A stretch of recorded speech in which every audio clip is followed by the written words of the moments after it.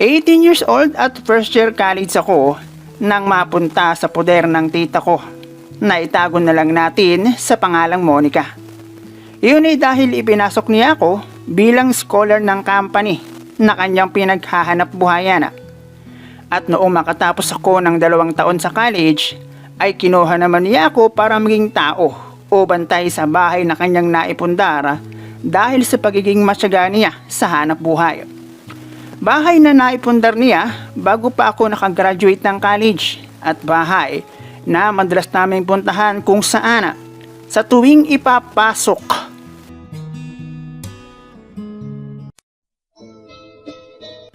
Hello guys and welcome dito sa Kasgul TV. At syempre kung ikaw ay bago dito sa akin channel at trip mo ang ganitong klase ng kwento, palike and subscribe naman dyan.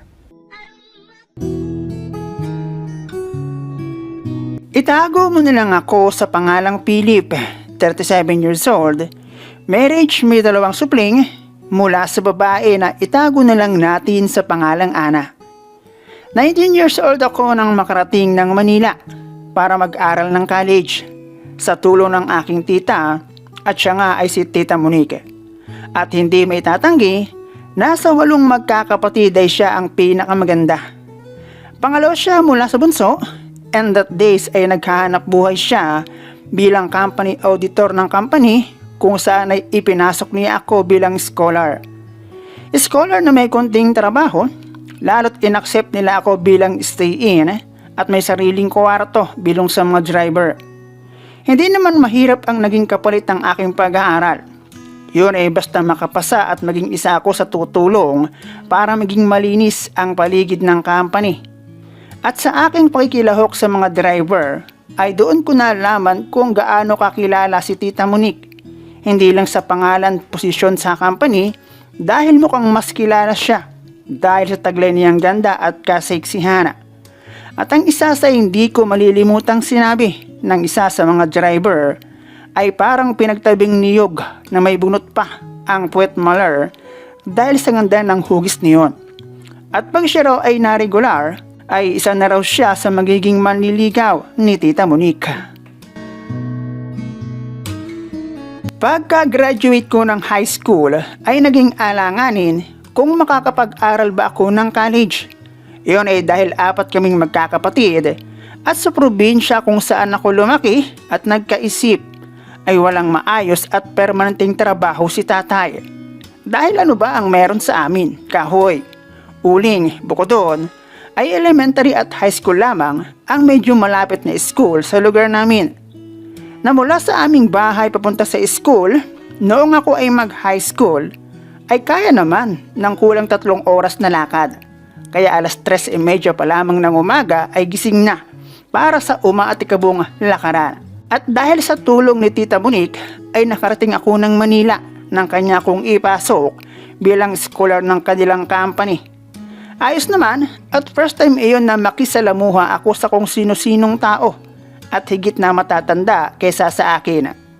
2 taon ang kurso na aking kinuha bilang diesel mechanic at nabuo ang idea dahil sa suggestion ng mekaniko ng company.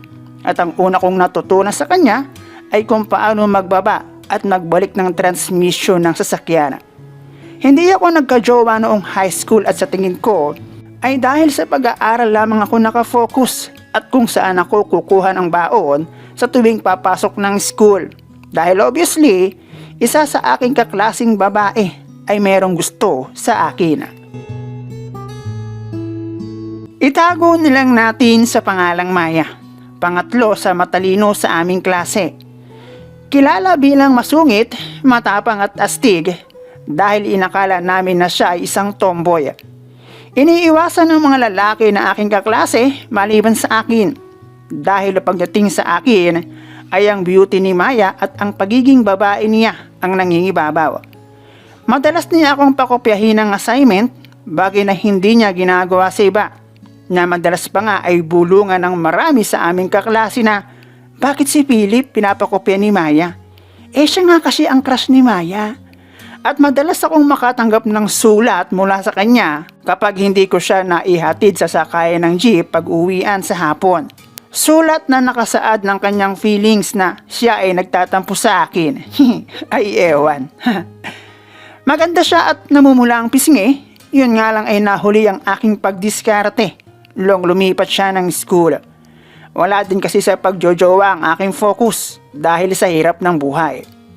Ang totoo niyan ay naipakilala rin niya ako sa kanyang mga magulang at kapatid noong minsan magpunta kami sa kanila dahil birthday ni Maya. Noong ako naman ay mag-college ay nagkaroon ako ng 3 jowa na pare-parehong high school. Iyon ay dahil malapit sa amin ang school ng high school noong ako ay college. At ang 3 iyon ay nakilala ko sa park at ang tambayan namin ay sa ilalim ng katatapos lamang na tulay. Ayos naman. Yun nga lang dahil sa hindi pa ako matinik na mga panahon na iyon tamang kamayan lamang. Kung sa isang karenderya pa turo-turo, ika nga. Kasabay ng 2 taon na iyon ng aking pag-aaral ng college ay ang pagkakaroon ng bahay ni Tita Monique.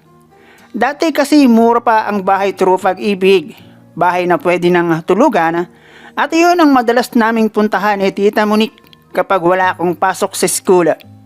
Naipagawa ang bahay na iyon at noong makatapos ako ng 2 taon sa college ay ako ang kinuha niya para maging tao sa bahay. At siya rin ang nagbigay sa akin ng pera para aking magamit bilang panimula maghanap ng trabaho. Noong ako ay high school, meron akong nabalitaan na merong isinama si Tita Monique na lalaki sa probinsya at ipinakilala bilang VF. 2 yun. At sa 2 taon ko ng pag-aaral sa college na madalas kong nakikita at kasama si Tita Monique ay ni isa. Wala akong nakita na VF niya. Sa isip ko sayang naman kung hindi siya mag-aasawa. Sayang naman kung lupa lang ang makikinabang.